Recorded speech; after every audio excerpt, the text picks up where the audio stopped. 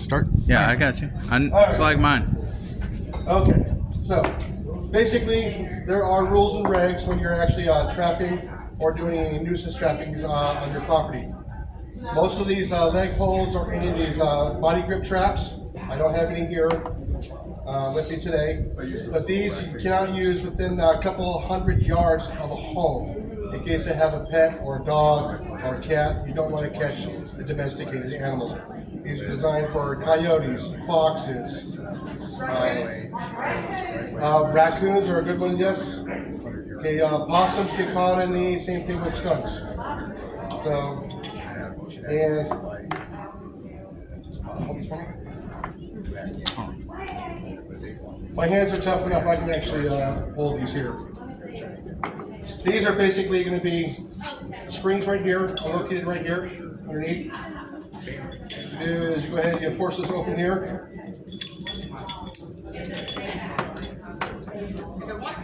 You get it open here.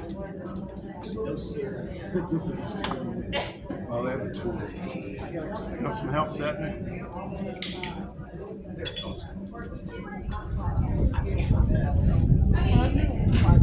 You should get a video.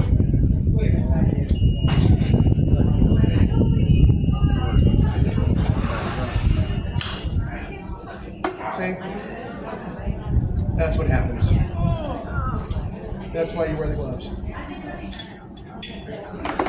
Well, anyways, basically, you gotta get on the ground, set these. And what you do is you got this little dog here. It goes inside this little groove here. You push the pan up. There's enough tension. Then actually hold it up. When the animal steps on it, it closes up. These are usually just buried just below the ground, so they can't see it. You put a hole right next to it, offset. So when the animal's front paw fits in here, it closes it up, and it holds them. It's designed not to break the skin of the animal. It's designed just to hold the animal. That's all it does. And if you have a smart raccoon, you can put leaf litter over top of it so they don't see it. Yeah, you basically you put a piece of what's it called? A cover over here for like a what's it called? You can use a coffee filter latex cover. Yeah, a little pan cover, latex cover. Then you just shift some dirt over there and you brush it nice and smooth. Make sure it matches your surrounding soil. So it looks like it's a freshly dug up soil. So it kind of fools the animals. Usually they actually go ahead and oil these traps, then they'll actually wax the traps, just so they actually move a little bit easier. Okay guys, like I said, my thumb is still moving. It's just designed to actually hold you.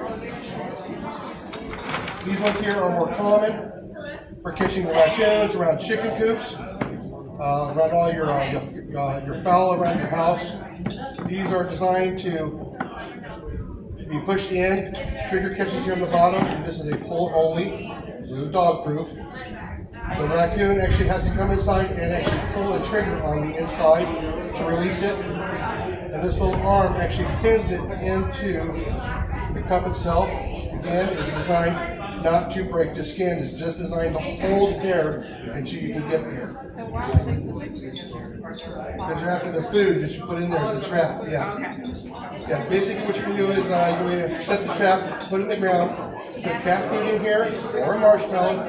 I've had more luck with cat food, and just cat food alone, I've had the best success. And then what I do is I put some freebies on the outside for them to eat. And then I'll take a plastic cup, a little kind of heavy cup, but not too overly heavy, and I put it over the trap. The raccoon has to remove it to get in there because they're curious animals. They want to see what's in there. Lo and behold, there's a surprise in there for them. Another reason why I like to put the cup on top is to keep the rain out and to keep the mice out of here. The mice will get in there, take the cat food out of there, and then you end up with an empty trap. And not only that, the cup also helps keep the chickens out of from trying to get the cat food out of there. These are all designed to be held down with either a chain around a stake. See, they all swivel. so the animal can't get entangled. They still can, but it's designed to move freely on them. This is the double swivel.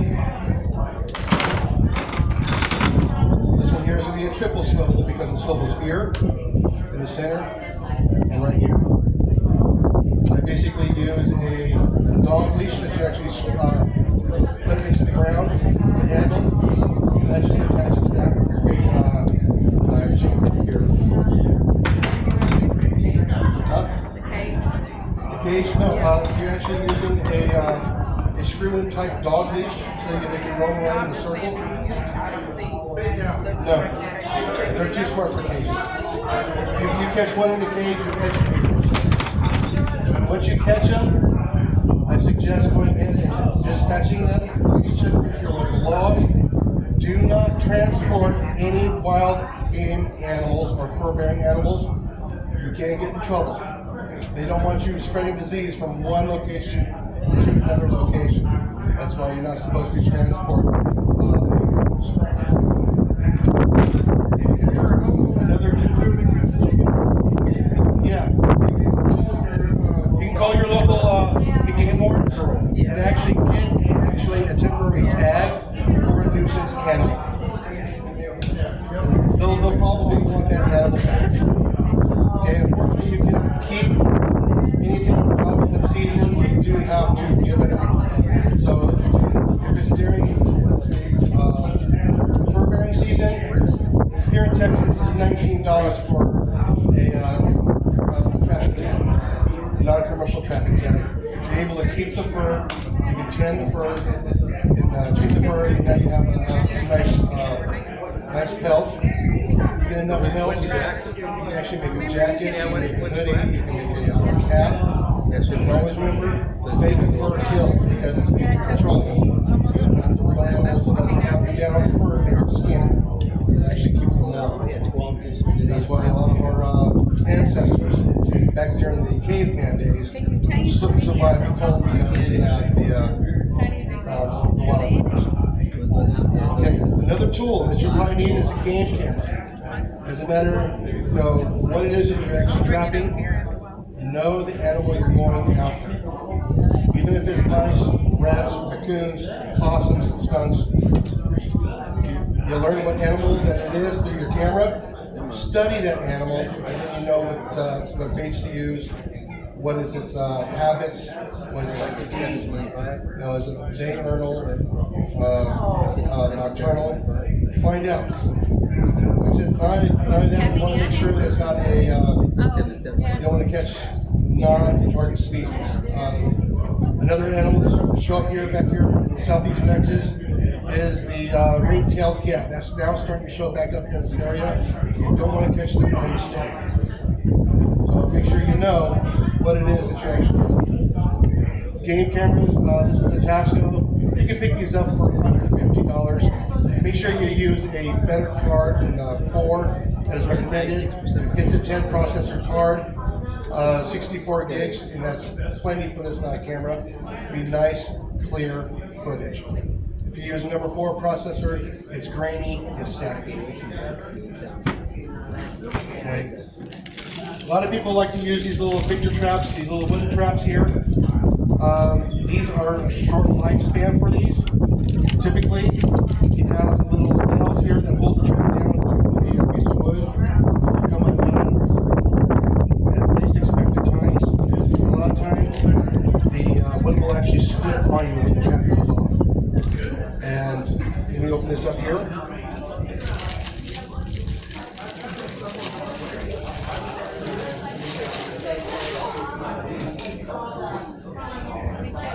Alrighty, okay.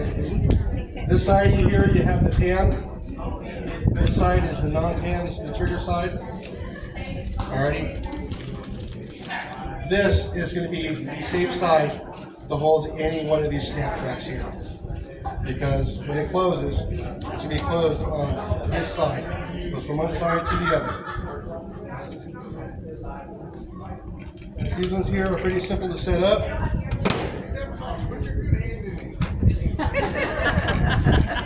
These ones hurt. Yeah, they do. Even the roller ones hurt.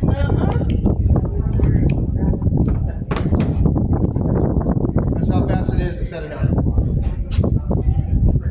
There's a couple of traps out there that set up a lot faster. Gary, come stick your finger in here. We want to see it work.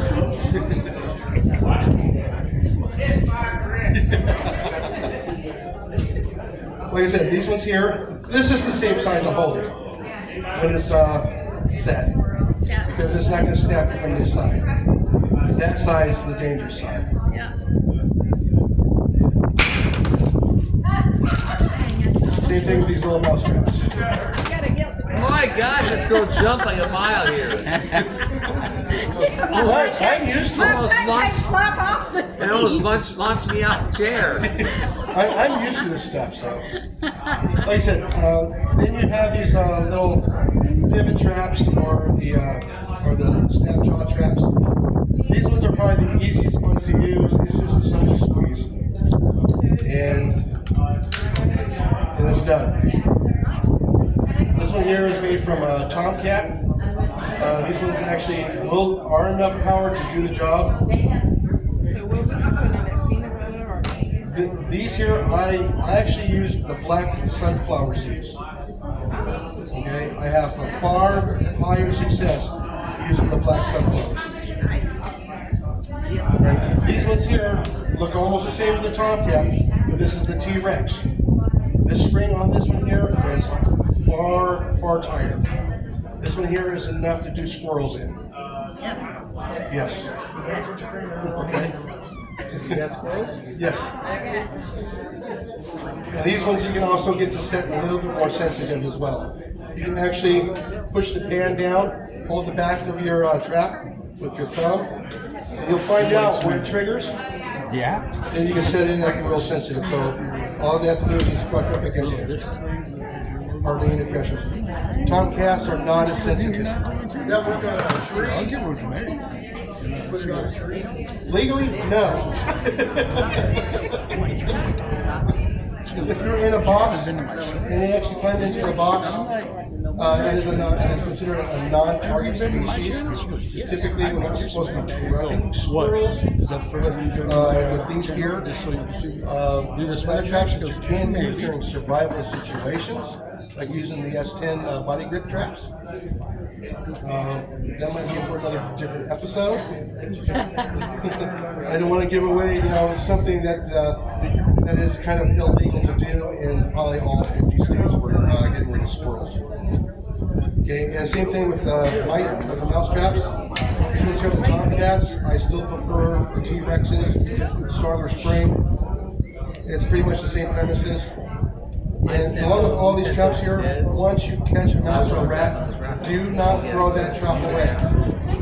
Get rid of the rat, put it in the trash, or the mouse, reset that trap. Now you have the pheromones from the rat or the mouse on the trap that is actually caught.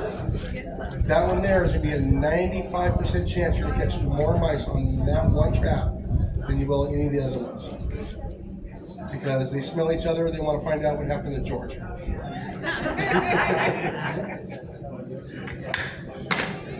Alrighty. This box here is the from Bell Industries. If you want to come up here and take a look on here, this is basically going to be a concrete block to hold the box down. There is a hole in the bottom, so you can actually stake it down to the ground. Then you have the tray you can put in here. This thing has seen many rats and squirrels and mice. The T-Rexes are actually designed to fit in these boxes. Just like so. We'll set it, close it, and lock it. They're also designed to have these little holes in here. They come with little pins, so you can actually put your bait blocks on. For me personally, I do not like using poisons because it is, to me, it's not, how's the word? It's not ethical for me because sometimes that toxins do take up to 12 hours to actually dispatch the animal, and they do suffer. Even though they are a pest, I want it quick and done over with as quickly as possible. I still don't like them to suffer. You know, it's a living. Yeah, it comes with when you buy these boxes here, it comes with 2 of these keys right here. It comes with these keys right here. So it's only designed to fit this box. You can actually go to different companies, they'll have different boxes. Some of them will look like rocks. So whenever you go to any one of these restaurants, and you go through the drive-thru, and you see these weird-looking boxes, those are actually bait boxes for rats. And there is a special key for them. Please don't mess with those boxes. Okay?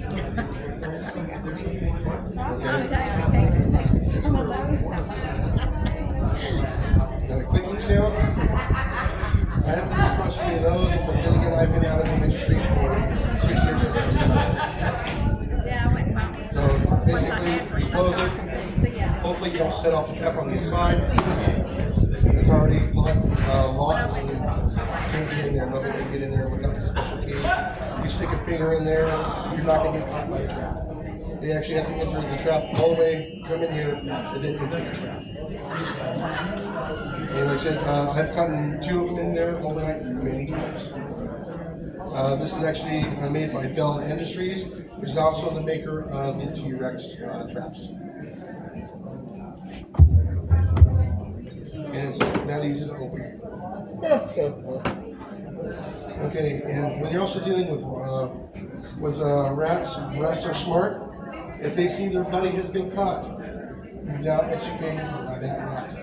So please check your traps regularly. Mice are not as smart.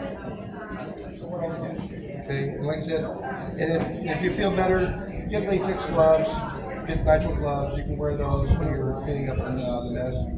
What's nice is these actually contain everything. Your pets can't get in there, they can't get to the trap. The little kids can't get to the trap.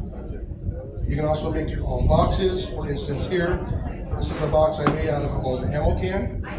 You can come up here and check this out here.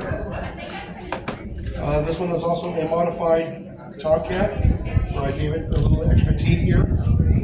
Yeah, this is for the nasty big rats that sometimes I come across. Some of the big rats can't use out of these. So that's why I have that one in here. I have a question. Yeah. If you catch a rat in that, but it don't die, like it catches its tail or something, will they chew their tail off to get loose? Yeah. They'll eat their leg off. They'll eat their leg off too. And you can close this here. You can latch it closed. And on here, there's also a spot here we can actually put a padlock. Keep the little kids out. You can put it behind a couch. You can put it behind an instruction. So little kids can get in there. Touch the trap. If you pick it up, move it forward, then you can catch the trap. It'll love you back. What you can also do, help your odds. Black sunflower seeds, like that. Just you can put someone inside here. So they can circle there. Put some there inside the trap there, and then I'll actually call them in. And you can also put some freebies out here to see when they come across it. Unfortunately, I did not bring my flashlight today. My other flashlight, I got a flashlight. It's a pest control flashlight. It has a xenon bulb for a white light, and it also has a black light mixed in there with it. So you can actually track the scorpions with that. And you can also check for where the rats and mice rub against the walls. Just let everybody know, rats and mice, their bladders do not have a sphincter on them, so they're constantly dribbling urine everywhere. That's how they leave their pheromones, leave a trail for everybody else to follow. So that's why you see the brown marks on the walls and the floors and the corners. Okay, and we're going to be using that as a disadvantage for them, but they thought they had an advantage here in a few minutes. So basically, you're going to go ahead and put your seeds in there, close it up, lock it up. especially if you got little kids around. Put it in a spot where it's kind of hard for them to get to, and put a lock on it. And make sure you get one that doesn't have screws in there. That's not modified if you got one there. And if you have to go that far, make sure that trap is really difficult to go into something like this. Okay.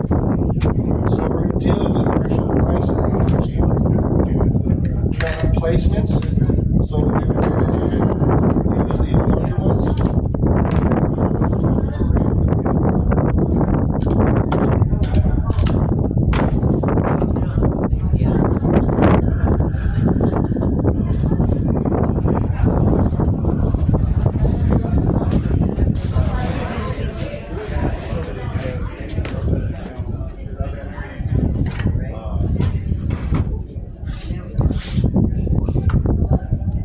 Okay, we're going to do a simulation of a wall here, like in a garage, storage unit, anything like that. And get some of the stuff off the table here. Yeah. Let me know. Put it in your window on Facebook.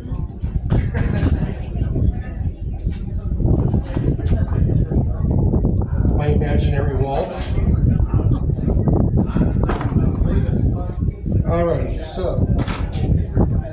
we have our imaginary wall here inside of a garage, shop, storage unit. Okay, mice and rats like to run along the walls. Okay, the reason is they feel more protected. They can only see the predators coming from one direction. And what you're going to do is, everybody says, when you set your traps, set them like that along the wall. That's what they actually want you to do. They can actually get around this a lot easier. They figured it out pretty good. So what you want to do is increase your odds in catching these little vermin. Is you're going to use these boxes. You're going to leave a gap behind the box.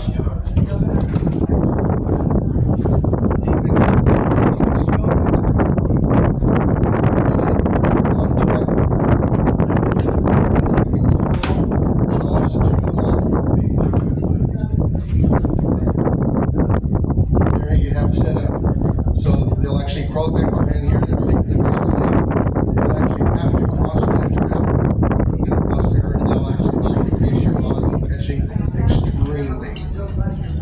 I've done it a couple times in my videos. Create a pinch point, follow it into an area, and it'll actually increase your odds. And you can also do it by several boxes by doing something like that.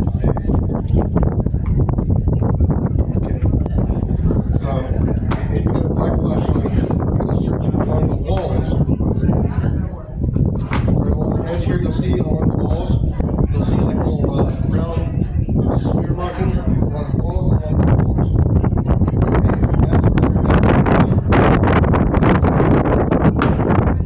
That's where you're going to have, be dropping and putting their oils on their furs, on the wall and the floor. You use that black light, and you'll actually kind of glow.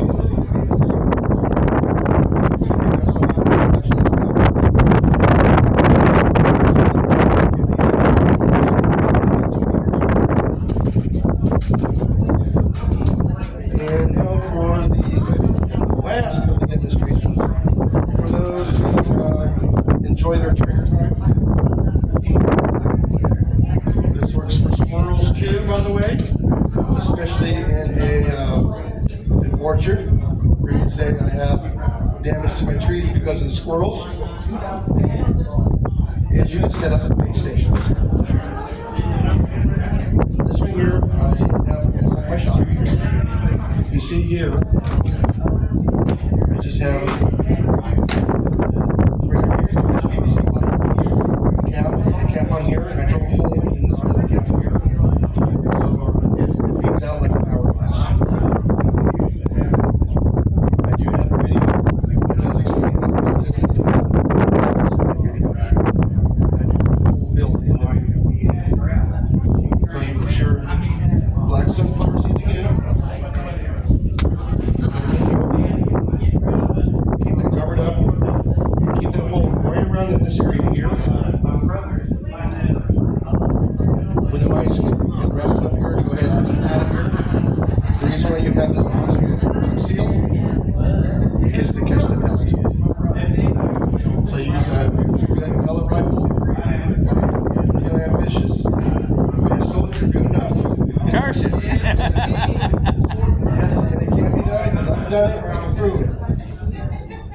So yeah, so I have this across the shop, so I'm sitting there at my desk, and I have a white light and a red light. The red light is actually for my camera to see it. I have discovered. So yeah, so it's just one little white light between you and where you sit, and the light is facing the trap. Your night light, your prey, so they can't see you. Again, you want to kind of keep this kind of enclosed. Keep it kind of tight, but open towards you. And then you sit there with your either little pumper pellet rifle, and at 15 yards you can pick them off. It's quite simple. Any other questions? I mean, you can box this in and you can put a little light up here if you want to do some camera work. And I found out the daylight light, small one, and a red light, you can actually get a lot